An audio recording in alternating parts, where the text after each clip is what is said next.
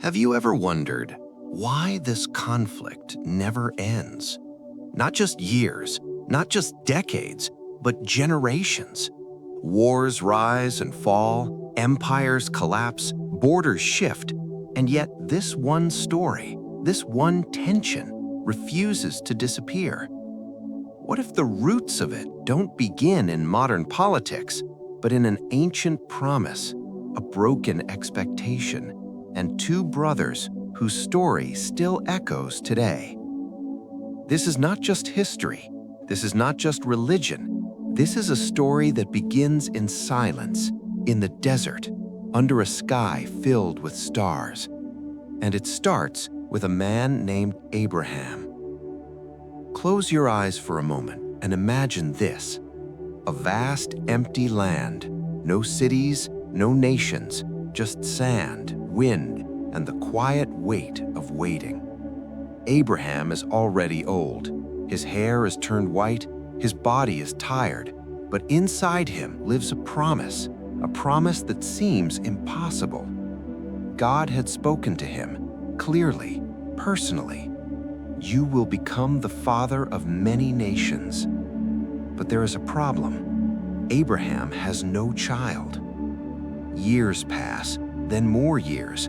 The promise remains, but reality doesn't change. His wife Sarah is also old, far beyond the age of bearing children, and slowly, quietly, doubt begins to grow. Have you ever held on to something God promised, but time kept passing and nothing happened? That tension, that waiting, that silent question, did I misunderstand? That is where this story begins. Sarah looks at Abraham one day, and you can almost feel the weight in her voice. She suggests something human, logical, immediate. If God has not given me a child, then take my servant, Hagar. And in that moment, something shifts. Abraham agrees. Hagar, an Egyptian servant, becomes pregnant, and just like that, the first son is born. His name is Ishmael. At first, it might feel like the promise is finally unfolding. A child has come, a son, an heir. But something is off. Something doesn't align with what God originally said. Because this child was born from human effort, not divine timing. And here is where the tension deepens. As Ishmael grows, so does the complexity. Emotions begin to rise. Sarah feels displaced. Hagar feels elevated. Abraham is caught in the middle of it all. And then, years later, something happens that changes everything. God speaks again. Not vaguely, not symbolically, clearly. Sarah will have a son. Can you imagine Abraham hearing this at his age, after everything that has already happened? He laughs, not out of mockery, but out of disbelief mixed with hope. And yet the impossible becomes reality. Sarah conceives, and a second son is born. His name is Isaac. Now pause for a moment. Two sons, same father, different mothers, two stories beginning to unfold side by side. One born from human decision, the other from divine promise. And here, in this quiet, fragile moment, lies the seed of something much bigger than a family tension. Because this is not just about two boys. This is about inheritance. This is about identity. This is about destiny. As the children grow, the atmosphere changes. What began as a solution now feels like a conflict waiting to erupt. Scripture gives us a glimpse, a small but powerful detail. Ishmael is seen mocking Isaac. It may seem minor at first, but Sarah sees it differently. She recognizes something deeper. She turns to Abraham and says words that are difficult, almost painful. Cast out the bondwoman and her son. Imagine that moment, a father being asked to send away his own child. Abraham is distressed, deeply. But God speaks again, guiding him through a decision that would shape generations. Hagar and Ishmael are sent into the wilderness, alone, vulnerable, uncertain. And yet God does not abandon them. In the middle of despair, when water runs out and hope fades, God hears Ishmael's cry. A well appears. Life continues. A promise is spoken over Ishmael too. He will become a great nation. So now we have two lines: Isaac, the child of promise; Ishmael, the child of survival, strength, and a different kind of blessing. Two paths, both significant, both carrying weight, but they are not the same. And as history unfolds, these two lines grow into peoples, into identities, into nations. Isaac's descendants become Israel. Ishmael's descendants are traditionally associated with many Arab peoples. Now, let's pause again, because here is where things can easily become misunderstood. The Bible does not reduce this to hatred. It does not command endless conflict. In fact, it reveals something far more complex and far more human. This is a story of separation, of misunderstanding, of promises interpreted differently, and of identity shaped by a shared origin. Over time, the descendants of Isaac carry the covenant passed through Abraham, the idea of a chosen people, a land promised, a destiny guided by divine purpose. At the same time, the descendants of Ishmael grow, spread, and develop their own identity, strength, and legacy. And as centuries pass, these two histories begin to intersect again and again, sometimes peacefully, sometimes violently, but always with a sense that something deeper is at play. Now, fast forward. Empires rise: the Babylonians, the Persians, the Romans, then later the Ottomans. Colonial powers redraw borders, nations are formed, tensions rise again in the modern era. And today, we look at the conflict between Israelis and Arabs, and we often see politics, land disputes, religion, power struggles.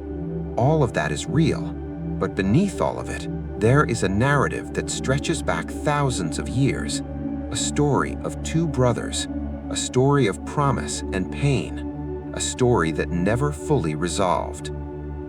But here's the question that many people don't ask. Is this conflict truly meant to last forever? Or have we misunderstood the story?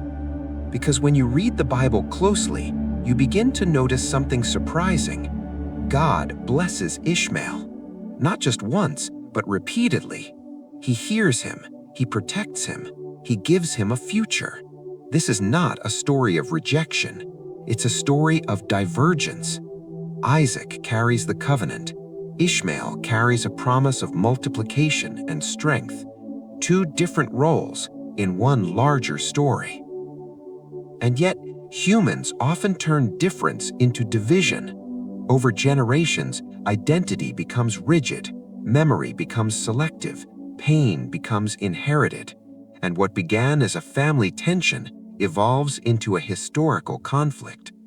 But the Bible doesn't end with division. It keeps pointing forward. Prophets speak of reconciliation, of nations coming together, of peace that seems impossible, yet promised. There are moments, small, almost hidden, where descendants of these two lines interact peacefully. Trade, dialogue, shared spaces. Even Abraham himself is a figure respected across traditions. Think about that. One man, honored by Jews, Christians, and Muslims. What does that tell us? That somewhere at the root, there is not just conflict, but connection. And yet, the tension remains. So what are we really looking at? Is it a curse? Is it prophecy unfolding? Is it human failure repeating itself? Or is it all of these intertwined? Some see this story as a warning, a reminder of what happens when we try to fulfill divine promises through human shortcuts. Others see it as a prophetic pattern, something that reveals how spiritual realities echo through history. And still others see it as a deeply human story, a story of family, of jealousy, of fear, of longing to belong. Because if you strip away the politics, the headlines, the narratives, what remains is something very familiar. Two sides, both believing they have a rightful place. Two histories, both carrying pain.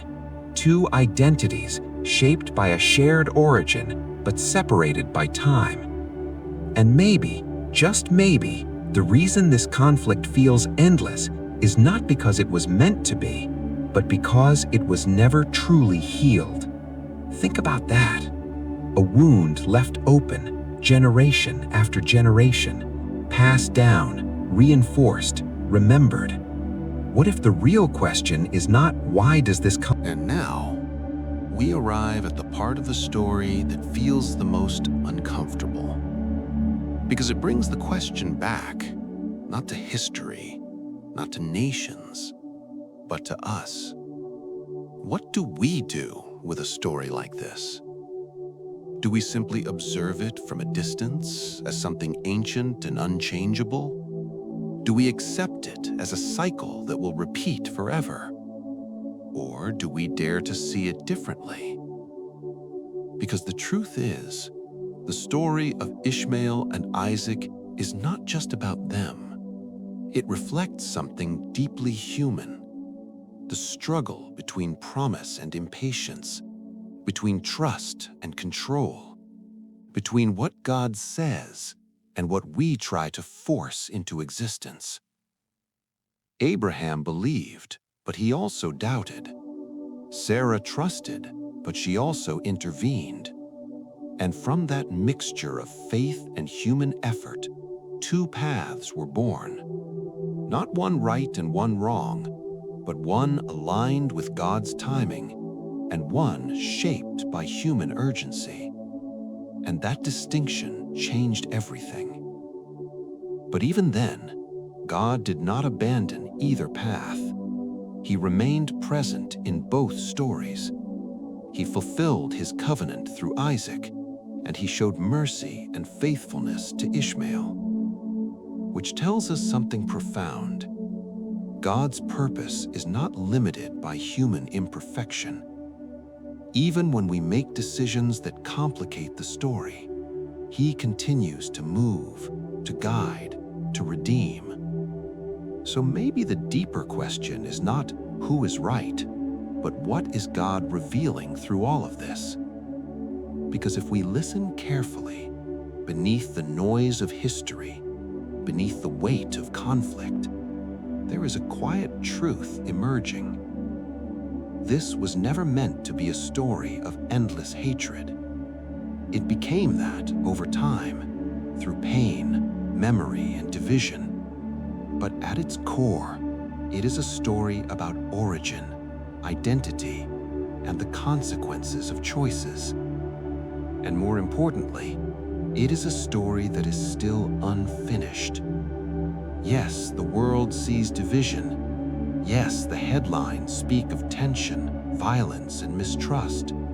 But the Bible speaks in a different language, a language of restoration, a language of reconciliation, a language of hope that often feels out of reach but never disappears.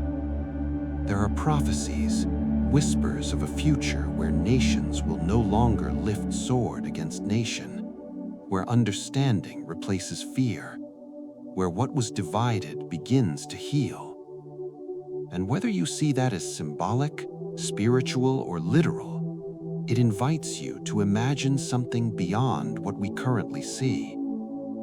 Because if the origin of this conflict is rooted in a family story, then perhaps its resolution must also begin at the level of the heart, not in politics first, not in power struggles, but in how we understand each other, how we interpret history, how we choose to respond to inherited narratives.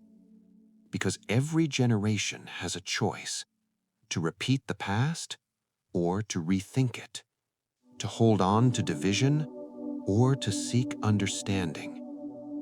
And maybe, just maybe, the reason this story continues to capture attention, to stir emotion, to raise questions, is because deep down, we all sense that it carries more than history. It carries meaning. It carries a lesson. It carries a warning and a possibility. So as this story lingers in your mind, as the images of the desert, the promise, the separation, and the survival remain with you, ask yourself this: what if the purpose of understanding Ishmael and Isaac is not to take sides, but to see the bigger picture? A picture where God's plan unfolds even through human complexity. A picture where mercy exists alongside justice. A picture where what seems divided is still connected at the root. Because in the end, they were brothers. And that truth, simple as it is, changes everything. Two sons of the same father. Two lives shaped by different paths. Two legacies that grew into something far beyond what anyone could have imagined, and yet still linked by origin. So maybe the story is not just about conflict. Maybe it's about remembering. Remembering where it all began. Remembering what was promised. Remembering that even in separation, there is a shared beginning. And sometimes, remembering is the first step towards healing. The world may continue to debate, to analyze, to divide, but you now see deeper. You've gone beyond the surface. You've traced the story back to its origin. And once you see it that way, you can never quite see it the same again. Because this is not just a conflict. It is a story, a living story, still unfolding, still waiting for its final chapter. And what would that final chapter look like if the story finally reached its true ending? Not the ending written by human anger, not the one shaped by centuries of retaliation, but the one that was always hidden beneath the surface, waiting to be revealed. Imagine this: not a battlefield, but a meeting place. Not walls, but open ground. Not voices shouting over each other, but a silence filled with recognition.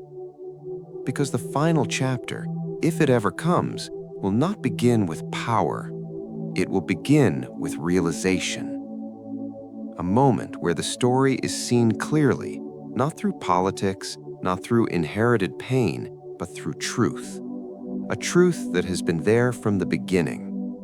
That this was never meant to be a story of enemies, but a story of family that lost its way. Picture two lines of history stretching across thousands of years, finally turning back toward each other. Not to erase the past, but to understand it.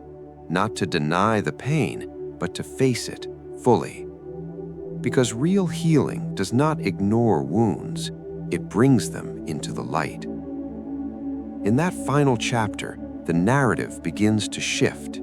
The identity that once divided begins to soften, not disappear, but transform. Because identity rooted only in difference creates distance, but identity rooted in origin creates connection. And suddenly, the question changes from who is right to what have we become? And deeper still, who were we meant to be? This is where the story moves beyond history and enters something spiritual. Because the Bible never ends with separation, it always moves towards restoration. There is a vision repeated again and again across different books, different voices, different times. A vision where nations come together, where hostility fades, where something broken is made whole. Not by force, not by domination, but by a change of heart. a recognition of something greater than identity, greater than land, greater than history itself. In that final chapter, people begin to see what was always there, but hidden, that the promise given to Abraham was never meant to divide the world, it was meant to bless it.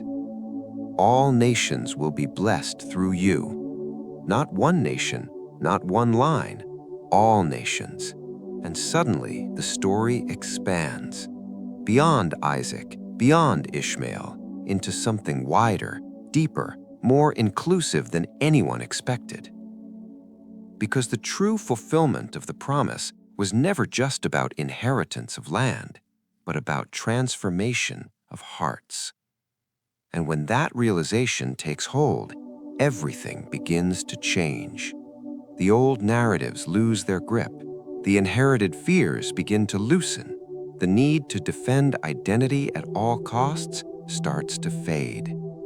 Not instantly, not easily, but gradually, like light breaking through darkness. In that final chapter, reconciliation is not a word, it is a process. Messy, slow, real. People begin to listen, not to respond, but to understand. Stories are shared, not to prove superiority, but to reveal humanity. And something unexpected happens. The distance begins to close, not because differences disappear, but because they are no longer seen as threats. They become part of a larger story. A story where both lines, both histories, both identities are acknowledged, respected, and ultimately reconnected. But here's the most powerful part of that final chapter. It does not depend only on nations. It begins with individuals, with people who choose differently, who refuse to let inherited conflict define their perspective, who dare to see the other not as an enemy, but someone connected to the same origin, someone whose story is intertwined with their own. Because in the end, the transformation of history always begins with the transformation of hearts. And when enough hearts begin to shift, history follows. That is how the final chapter is written. Not all at once, not in a single moment, but through countless decisions, quiet, unseen, yet powerful. A choice to forgive, a choice to understand, a choice to step out of the cycle. And as those choices grow, spread, multiply, the story begins to change direction. What once felt endless begins to move towards resolution. Not perfect, not complete, but real. And in that unfolding, something extraordinary happens. The original promise, the one spoken under the stars, finally reveals its full meaning. Not just a father of nations, but a bridge between them. Not just a story of two sons, but a story of humanity learning, slowly, painfully, beautifully, how to come back together. So the final chapter is not yet written, but its outline is already there. In the promise, in the mercy shown to both sons, in the vision of restoration that echoes through Scripture. And now it waits, not for time to pass, but for people to see, to understand, to choose. Because the end of this story will not be decided by history alone. It will be shaped by those who dare to believe that even the deepest divisions can be healed.